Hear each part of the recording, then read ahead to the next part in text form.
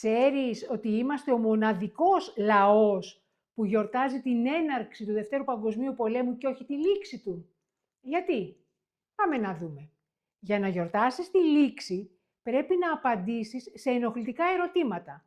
Ποιος την κοπάνισε όταν μπήκαν οι Γερμανοί? Ποιος συνεργάστηκε μαζί τους? Ποιος πολέμησε τους κατακτητές? Η μαζική αντίσταση είχε όνομα, Αμελάς. 40 χρόνια πέρασαν για να αναγνωριστεί η εθνική αντίσταση. Και οι συνεργάτες, τα τάγματα ασφαλείας, απορροφήθηκαν από τον κρατικό μηχανισμό. Οι δίκες των δοσιλόγων του 1945 απέδωσαν ελάχιστες καταδίκες, την ίδια στιγμή που τα στρατοδικεία γέμιζαν με αγωνιστές της αντίστασης. Τιμωρήθηκαν οι αντιστασιακοί, αμνηστεύθηκαν οι συνεργάτες. Γι' αυτό γιορτάζουμε την έναρξη του πολέμου την 28η Οκτωβρίου. Είναι η μόνη ημερομηνία πριν αρχίσουν οι ενοχλητικές ερωτήσεις. Άφησε το σχόλιο σου.